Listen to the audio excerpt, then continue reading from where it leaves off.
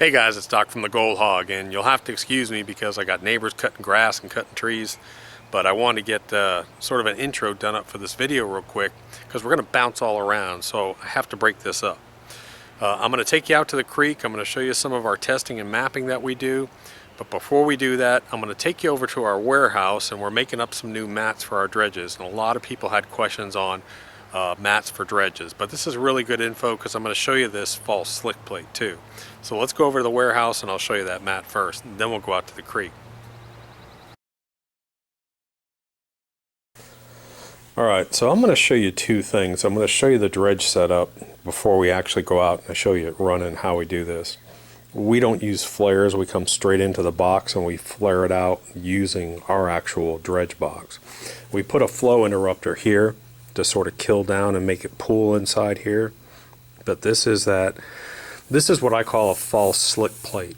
And what we do is we raise this 1/4 inch perf, and sometimes we use larger, but I like the 1/4 inch, and we hold it off with little bolts, and I'm going to show you here in a second.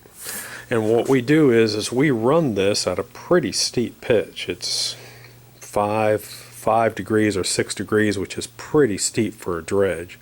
And we sort of like to get this more like a commercial plant rather than a dredge per se. So we don't have necessarily deep, lobbing water. We actually have thinner, fast-moving water. And all the gold, by the time we catch a lot of fine gold right here, but by the time the gold hits about here, it's entering into the bed load, so it's all down on the bottom. We don't worry about the upper section of the water. We just want to treat that bottom bed load. And it goes all the way down in here. Alright, so I'm back here in the shop and we're getting ready to put out this. This is another dredge we're doing, but I wanted to show you the mat configuration on how we do the dredges here. So this is either one of maybe a 5 or 6 inch.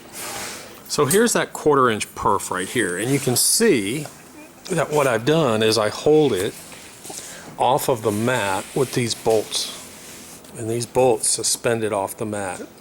So as the water flows across here, what's falling through here is going to be heavies, because even though the water's coming across here, there's going to be a little bit of force generated by this, and so lights typically won't fall through this.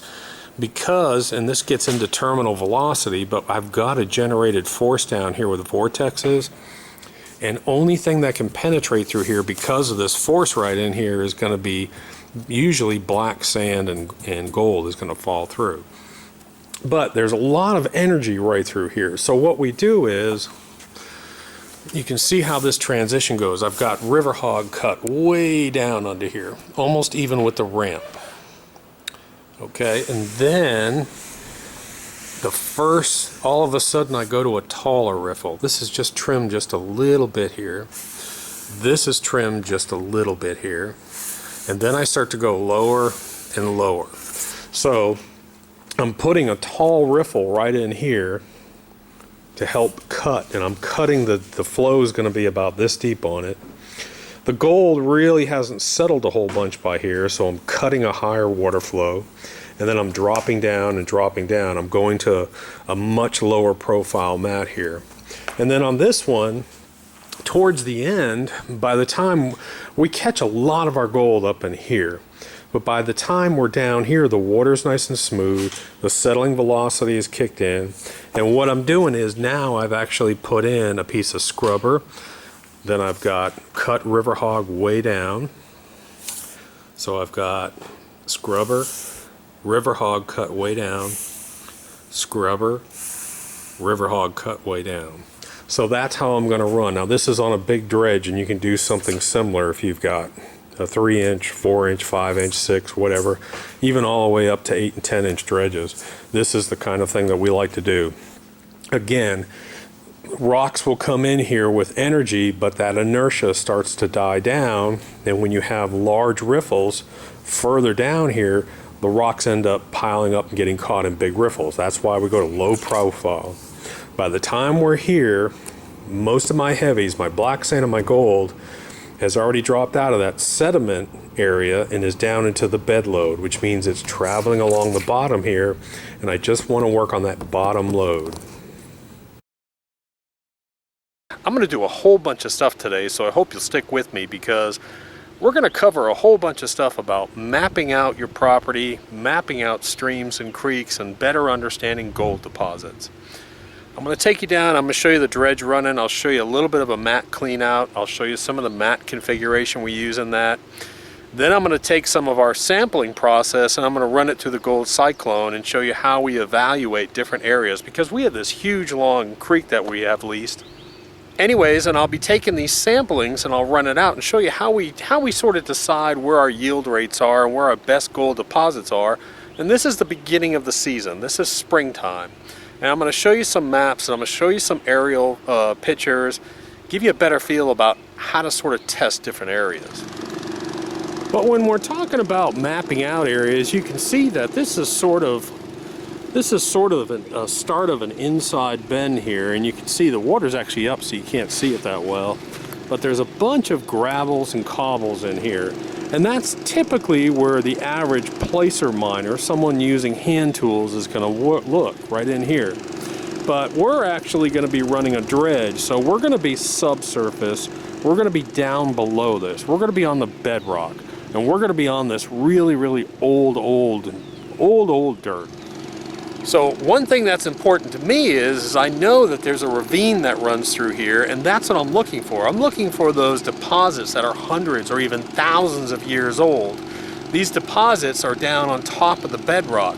I'm going to almost disregard what is running through here now visually. I'm going to disregard what's happened for the past 10 years, and I'm going to go up and I'm going to zoom up aerial wise, and I'm going to look at the terrain, and I'm going to say, when this river was 40 feet high going through here and none of these trees were here, what did this area look like? What was going on?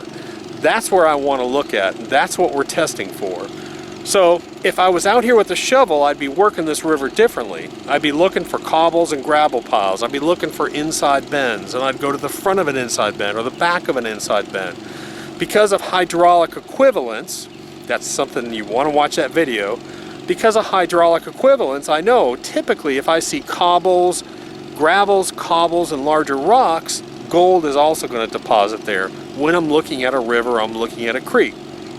But what I see now isn't what was here 1,000 years ago. It looked completely different. The river may have been 50 yards over, or maybe there was a huge river flowing through here in a big deposit area. I don't know. So that's why we really have to test. And I'm going to put up that maps. I'm going to put up the map, and it's going to show you some of our testing procedure. You're going to see the arrows and the spots, and I'm not always here to look at this.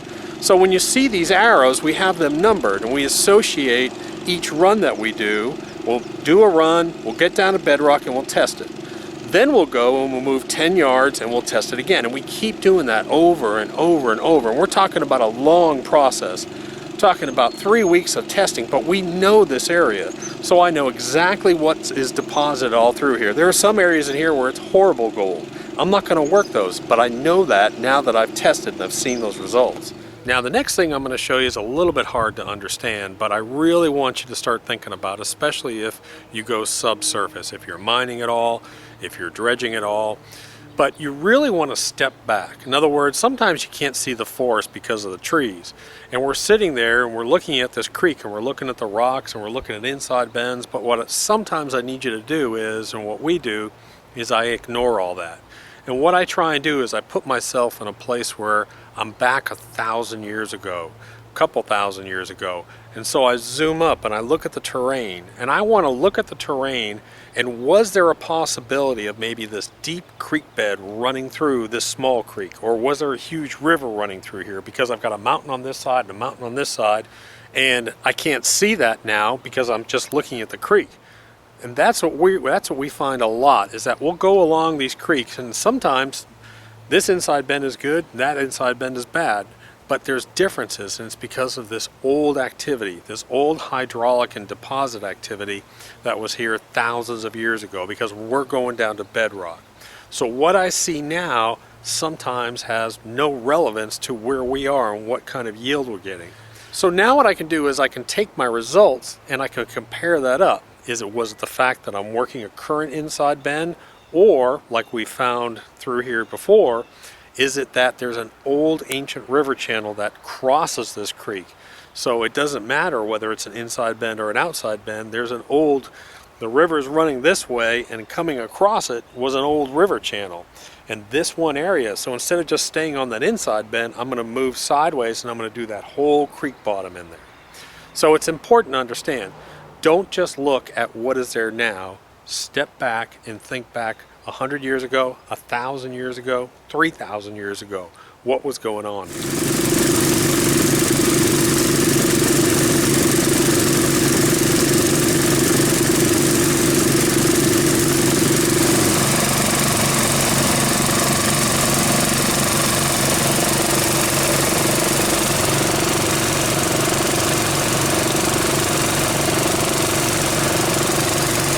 Okay, so we just shut down. The guys are happy because we finished testing for, what was it, 2 weeks? 2 weeks of just monotonous testing, moving equipment and testing, moving equipment and testing. That stuff gets old. Now we're to the point where we're actually starting to work some ground. So I let them, we did about an hour and a half run or so. We know it's going to be a pretty good run because of our testing. We can probably predict that we're going to see decent gold in it. And even up towards the very top, where we have our punch plate, we lifted that punch plate out and we've seen a couple pieces, a little bit of flaky gold, good sign. So we're going to clean it out real quick and I'll just show you some of it. Oh, the boys are here. Yeah. We found some gold. You're hot, aren't you? Oh, yeah. Hi, Red. Hey, how are you? Good. Okay, so here's the very end of the mat. I'm going to try and get that. But there's a teeny piece of gold here. There's a couple teeny pieces at the very end. We're seeing like 5 little pieces of gold. When I see that, that typically tells me we're going to have a decent run. But they're like 50s. When I start to see gold at the very end of it, that means that I'm going to have a good run. There's not much at all, but normally we don't see anything down here when we have a bad run.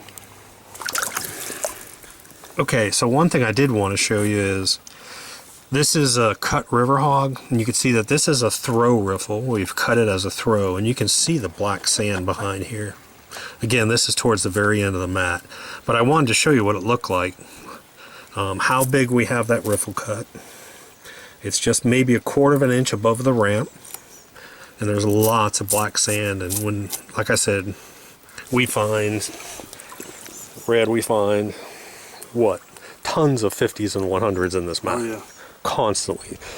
But we really find it more up higher on this mat. We find very little down at the end, and if we see gold down at the very end, that means what?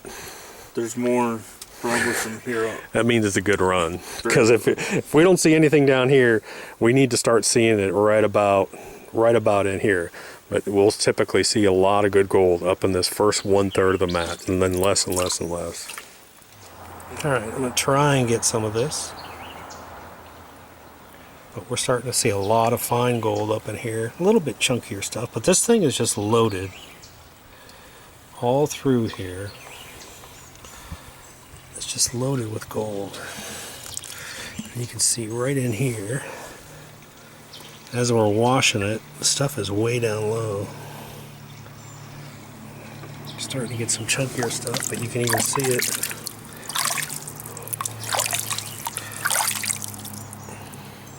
Mainly it's just little fine stuff right now. Fine to medium coarse gold. Full of black sand, full of gold. Try and wash it.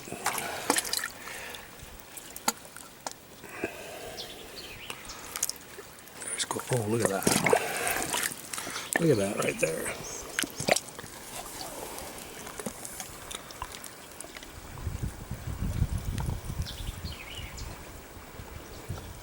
That thing's just packed with gold in there. But every time, every single piece of mat we roll, we're finding more and more gold as we go up on the mats. Alright, let's see if we can get this. There's a bunch of gold. Now this is right up near the header box. There's a bunch of gold sitting right in here. There's a bunch of gold sitting right in there, which I can't shoot. And then look at that right there.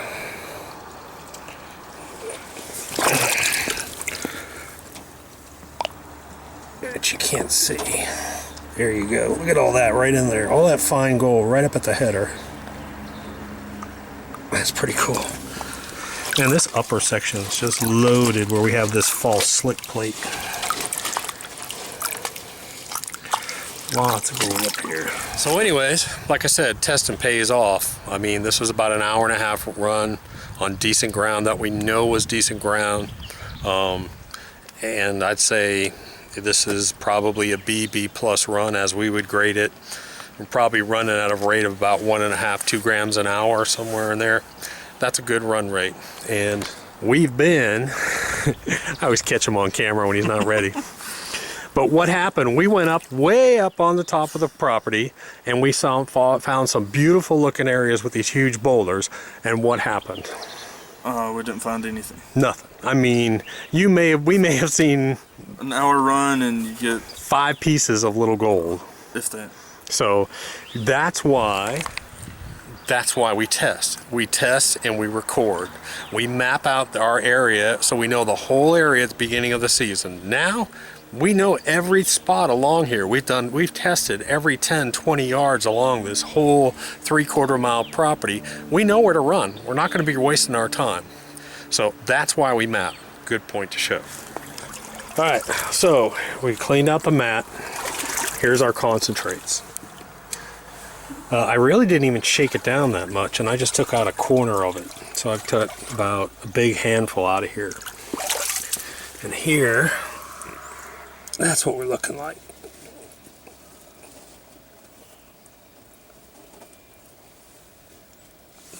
That's some pretty stuff there. I mean, that's, heck, Red, that might even be 2 or 3 grams at least on that one. Very easily. So, I mean, because I still got, gosh, 2 gallons of concentrates in here. And that's getting into some better, coarser gold. And why are we having those results? Because we spent 3 weeks busting our butt doing this crappy scouting work, mapping work, recording, doing all that stuff. And that's why we can do this. We know where the decent gold is deposited. We know where to put our time in now.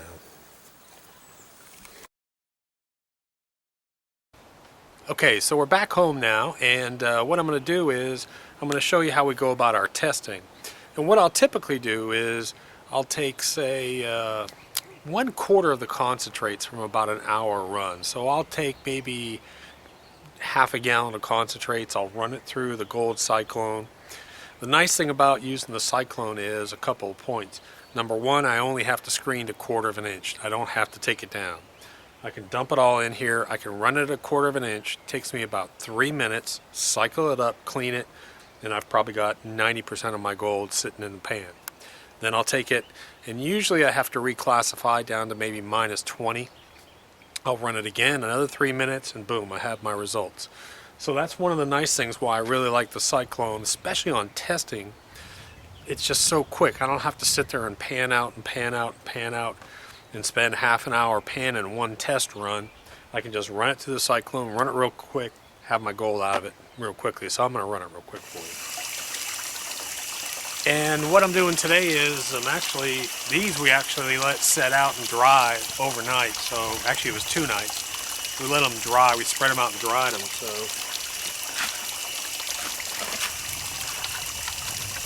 I'm just going to put them in dry.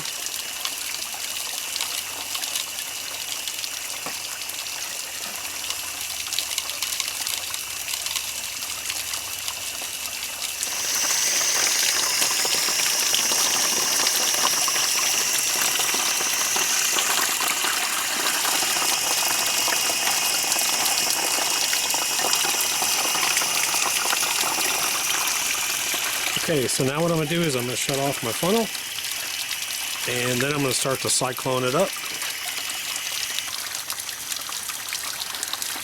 And I'm just going to let it do its job, and I'm just going to notch it up every few seconds and then just sit back and wait. Just keep notching it up until I bring my bottom material almost up to this ring up here.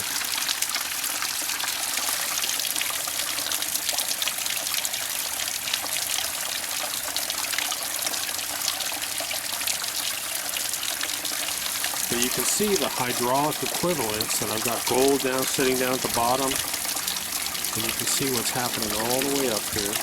Like I said, this whole process takes about 3 to 5 minutes.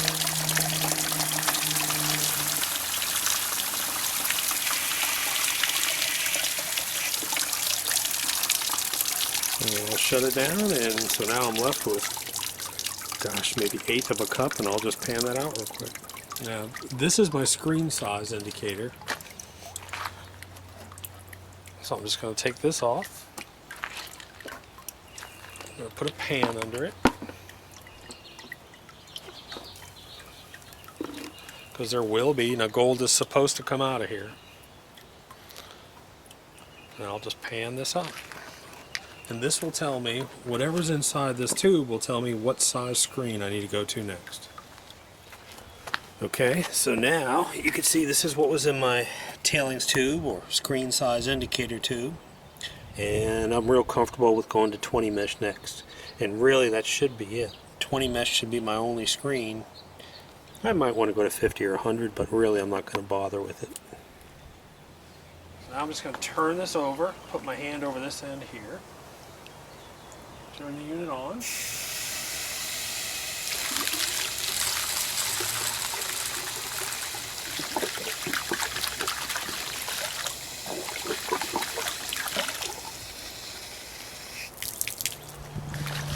And that's what I have left, and I'll just pan that off real quick. Okay, so I panned it off. Now let's see what it looks like.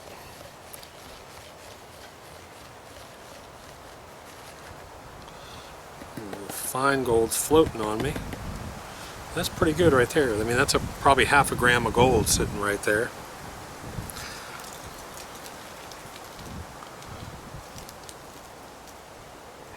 Lots of wire gold too. Alright, so there's the gold from about, 1/2 gallon of concentrates from one of those test areas. So I can take that times 4. So I'm probably looking at, and I gotta still go back in and catch some more, 3/4 to a gram. So maybe, let's say this is 3/4 of a gram that I've got in here total. That times 4. So I'm looking at 1, 2, maybe 3 grams of gold for about an hour run. That's pretty good.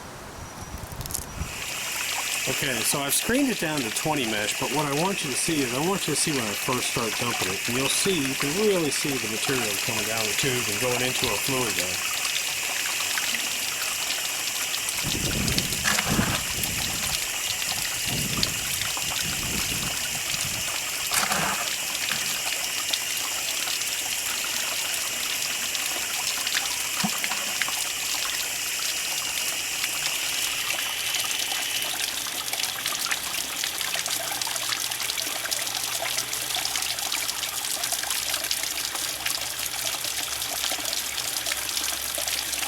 Coming all the way up.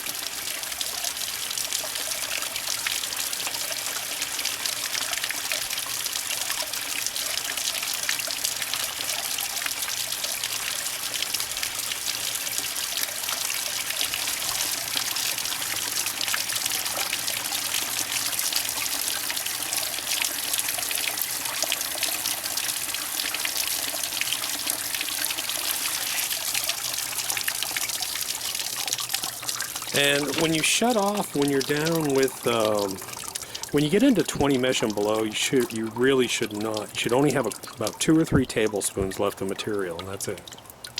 So let me do a tailings tube and check this out too. Okay, so here's my tailings tube, or screen size indicator, and at this point I don't see any gold in here. I mean, I don't even see 100s or 150s, anything visible. I see no gold in here. So to me, I'm going to put the rest of this away. I'm done with it. There's not enough in here. I'm not seeing a speck of gold. Just black sands. Nothing is in my tailings tube. So I'm going to take those concentrates, I'm going to put them away for the winter time, rerun them through a gold cube or something, and see if I pull anything else out. Well, someone's decided to cut a tree down, one of my neighbors, but I wanted to show you. This is the total that was in the tube after that 20 mesh run. So I'm left with about 3 or 4 tablespoons. But these are all round rocks and they pan off super easy, and my gold will be down below. So I just pan off the round lighter stuff, hydraulic equivalents. Just gonna pan that off real quick.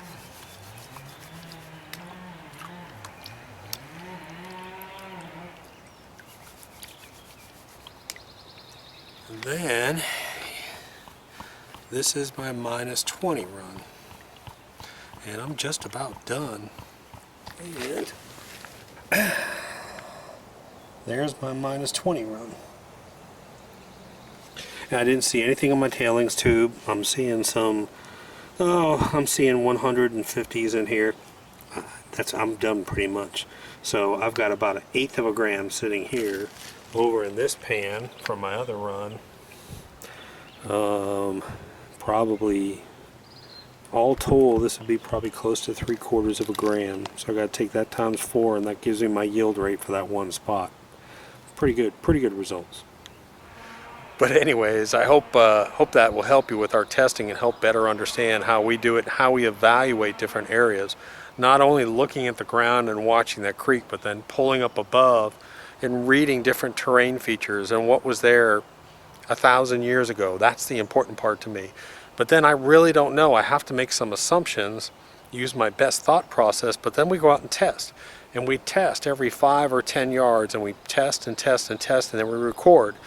Then I'll even go back with those test results and I'll compare it against the map and say, do I see any features? Do I see any deposit points that are not normal for an inside bend or an outside bend?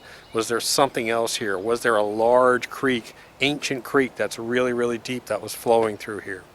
So anyways, I hope that helped. If you need anything, just go to our website, goldhog.com. Thanks for coming along.